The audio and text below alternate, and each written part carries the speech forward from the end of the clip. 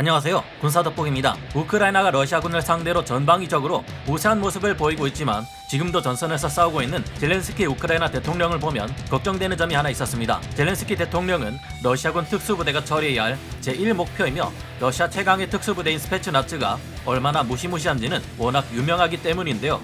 그런데 이처럼 무시무시하기로 명성이 자자한 러시아의 최강 특수부대 스페츠나츠마저 남부 마리우폴에 투입되었다가 우크라이나군에게 괴멸되고 말았다는 화끈한 소식이 들려왔습니다. 어떻게 된 걸까요? 지금부터 알아보겠습니다. 전문가는 아니지만 해당 분야의 정보를 조사 정리했습니다. 본의 아니게 틀린 부분이 있을 수 있다는 점 양해해 주시면 감사하겠습니다. 세계에서 가장 무시무시한 특수부대 스페츠나츠의 명성, 이제는 러시아가 핵무기를 사용하지 않는 이상 이 전쟁의 결과가 우크라이나군의 승리로 귀결되고 있는 듯 보입니다. 그러나 3월 16일 현장에서 찍혀 공개된 사진들 중에서는 러시아가 우크라이나를 상대로 전투에서 승리한 듯한 모습도 공개되었는데요. 지금까지 우크라이나군이 러시아의 전차부대, 장갑차 부대와 싸워 승리한 끝에 러시아 전차들은 노획한 것을 공개한 사진들을 여러분도 많이 보셨을 겁니다. 이번 전쟁에서는 우크라이나군이 이처럼 러시아군의 장비를 노획하는 경우가 워낙 많았는데 러시아군도 이처럼 우크라이나군의 장비를 노획할 수 있다는 것을 러시아의 최강 특수부대 스페츠나츠가 보여주고 있습니다.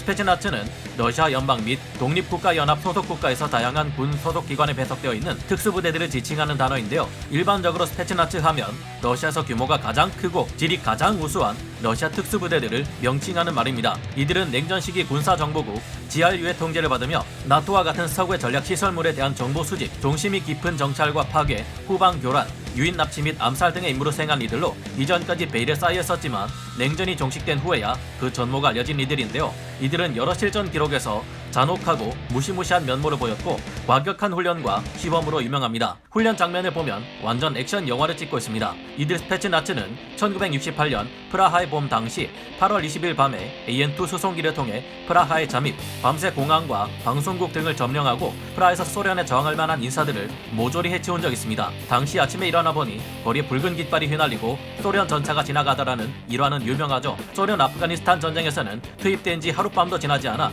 수상관저로 제압하고 체첸 전쟁 등에서도 가시적인 성과를 거둔 바 있습니다. 2014년 당시 현재 싸우고 있는 우크라이나 크림반도에 투입되어 하룻밤 사이에 이곳에 정부 관청, 공항, 군기지 등을 순식간에 점령하고 우크라이나군을 무장해제시킨 적이 있는 무서운 이들입니다.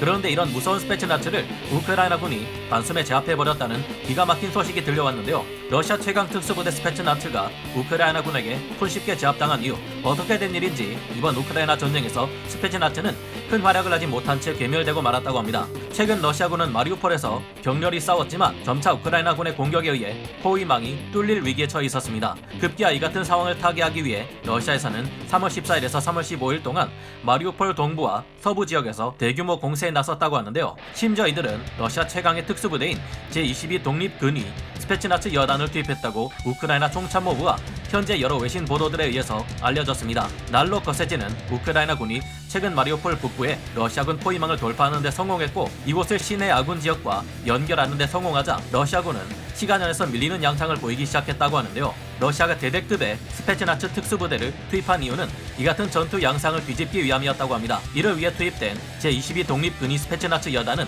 러시아군 총참모부 정보총국 직할의 최정예 특수부대이며 남부 관구에 배속되어 오랜 기간 돈바스 전쟁에서 활약해온 산전수전 다 겪은 이들이라는데요. 이번 작전에서 이 제22 독립근위 스페츠나츠 여단은 도네츠크 인민공화국 부대와 같이 동부 쪽에서 투입되어 마리우폴 시가지 근처에 있는 우크라이나군의 아조프 연대 지휘소를 제거하려 했습니다. 그런데 이들이 마리우폴 시가지에 진입하자마자 우크라이나군이 쳐놓은 함정에 빠져버렸다고 하는데요. 스페츠나츠와 도네츠크 인민공화국 부대가 어디서 들어오는지 훤히 꿰고 있었던 우크라이나군이 매복하고 있다가 우크라이나군의 집중 공격에 괴멸되고 말았습니다. 스페츠나츠 연대는 타이푼 트럭 2대가 박살났고 BTR-82 장갑차 1대를 잃었는데요. 또한 티그르 M 전술 차량 3대와 함께 지원 차량 2대가 박살났고 150여 명의 사상자까지 발생했습니다. 상황이 이렇게 악화되자 이들도 어쩔 수 없이 결국 도주했다고 하는데요. 이번 전쟁에서 우크라이나군의 정보력이 정말 대단한 것 같습니다. 스페츠나츠는 그 엄청난 명성에도 불구하고 현재 여러 곳에서 굴욕을 면치 못하고 있는데요. 보시다시피 물가를 통해 기습하려다 우크라이나군에 발각되어 꼼짝없이 포로가 되었고 보급이 끊기자 마트에서 식료품을 약탈하기도 했다고 합니다. 저격 라이플을 들고 검은 군복을 입은 채 몰래 잠입한 스페츠나츠 정찰 요원은 그냥 걸어가다가 우크라이나군에 체포되었다는데요. 이들이 탄 차량에는 다수의 장비와 암살 리스트 등이 있었지만 제대로 뭘 해보기도 전에 좌절되었다고 합니다. 러시아에서는 결국 악명 높은 체첸 특수부대도 투입했다고 하는데 전투를 시작한 지 얼마 안 되어 붙잡혀 수염이 밀렸다고 합니다. 이들 중에는 헤르손 인근에서 바이락타르 TB2 무인기의 공격을 맞고 70명 이상의 사상자와 함께 희생된 이들도 있다고 합니다. 이들은 결코 실력이나 경험이 부족한 이들이 아닐 텐데 이렇게 어렵게 제압되는 것을 보면 아무리 개개인 부대원들의 능력이 뛰어나도 지휘부의 판단이 이상하면 다 소용없다는 생각이 들게 만드는데요. 새삼 이번 전쟁을 통해 전장에서 정보력과 통신 보안의 유지가 얼마나 중요한지 매일같이 느끼게 됩니다. 스페츠나츠의 작전마저 실패로 돌아가고 우크라이나 남부 마리우폴에서는 러시아 측의 기갑 부대와 우크라이나 측의 차량화 부대가 뒤섞여 치열하게 전투 중인데 현재는 이 지역의 포위망이 완전히 뚫려버렸다고 합니다. 20만 우크라이나 예비군 대역습, 공세 뒤집어졌다. 이외에도 우크라이나군 총참모부가 밝힌 3월 16일 전과에 의하면 우크라이나군은 대단한 활약을 하고 있습니다. 특히 오데사 상공에서 우크라이나군이 러시아군의 투-30 SM 전투기 2대를 격추시켰다고 해 우리를 놀라게 하는데요. 이제까지 러시아의 공격 헬기나 저고도에서 날아다니는 전폭기를 격추시켰던 스팅어 같은 휴대용 지대공 미사일 맨페즈는 이런 일을 할 수 없습니다. 경량화된 미사일을 사용하는 맨페즈는 높은 고도에서 날아다니는 전투기들까지 잡지는 못하기 때문인데요. 투-30 SM 같은 전투기를 잡기 위해서는 러시아군의 부크-1 지대공 요격체계 같은 물건이 필요합니다. 이를 볼 때 러시아군의 발표와 달리 우크라이나군의 지대공 방공 무기체계가 여전히 건재함을 알 수 있습니다. 또 한 가지 집중해서 보아야 할 점은 우크라이나 측의 예비군 20만 명이 완편되어 전장에서 활약하기 시작했다는 것입니다. 이는 갈수록 크게 늘어나는 우크라이나군이 전방위로 러시아군을 압도하기 시작했다는 것을 말해주는데요. 러시아군의 후퇴는 계속되고 있습니다. 러시아군은 마카리브를 점령하려 시도했으나 실패했고 이르핀 부차 지역의 러시아군 부대들도 외곽으로 퇴각했다는데요. 키우 외곽에 접근하던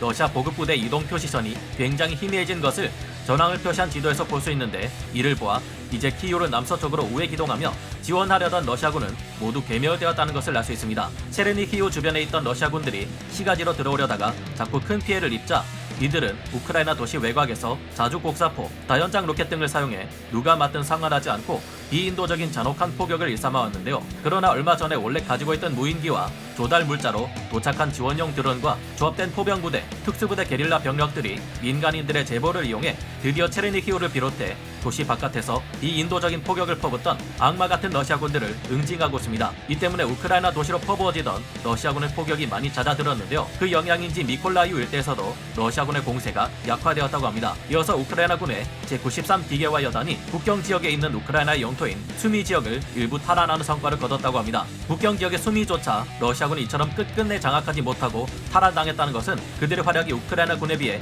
크게 부족하다는 것을 나타내는 듯한데요. 무엇보다 도시 외곽에서 누가 맞든지 상관하지 않고 포격을 퍼붓던 러시아군이 제압당했다는 것이 정말 다행이라고 생각됩니다. 그러나 아직도 러시아의 잔인한 공격은 끝나지 않고 있습니다. 3월 16일 밤 진행된 러시아와 우크라이나의 4차 협상은 러시아군이 우크라이나군으로 하여금 사실상 자신들을 지킬 수 없는 약한 수준의 무장을 강요했다는데요. 젤렌스키 대통령이 이를 받아들일 리 없었습니다. 이들의 협상이 일부 진전을 보이고 있다는 낙관론이 제기되고 있고 세르게이 라브로프 러시아 외무장관은 향후 우크라이나 중립지위에 대해 합의에 가까워졌다고 밝히기도 했습니다. 하지만 전문가들은 이에 대해 그렇다고 해서 러시아가 철군을 하지는 않을 것이라는 전망을 내놓고 있습니다. 일방적으로 우크라이나에게 미국, 영국, 터키 등 동맹국들로부터 안전을 보장받는 대신 외국 군사기지나 무기를 유치하지 않겠다는 약속을 하라는 등 아직도 러시아군이 욕심을 버리지 않았다는 것을 알 수 있는데요. 러시아 최후의 희망, 오데사 상륙작전은 성공할 것인가? 16일 오후까지 러시아군은 오데사 지역의 상륙작전을 감행하기 위해 순항미사일과 로켓 포격이 이어졌습니다. 하지만 상륙을 위한 러시아군의 실제 기동 준비는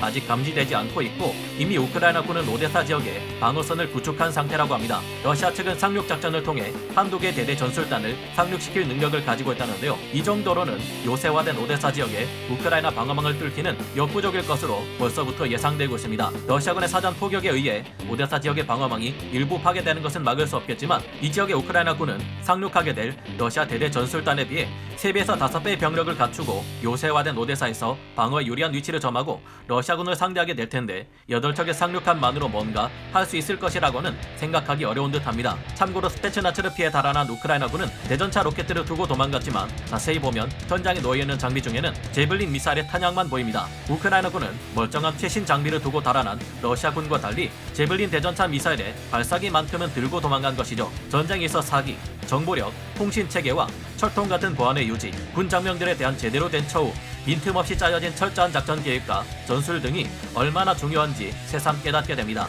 우크라이나군의 보병용 대전차 화기와 멘페즈 등의 고전을 면치 못하고 있는 러시아군을 보고 있으면 우리 군은 적군의 멘페즈나 휴대용 대전차 미사일에 대해 어떻게 대응해야 할지 한번 곰곰이 생각해 봐야겠다는 생각을 해보게 되네요. 여러분은 어떻게 생각하시나요? 오늘 군사 돋보기 여기서 마치고요. 다음 시간에 다시 돌아오겠습니다. 감사합니다. 영상을 재밌게 보셨다면 구독, 좋아요, 알림 설정 부탁드리겠습니다.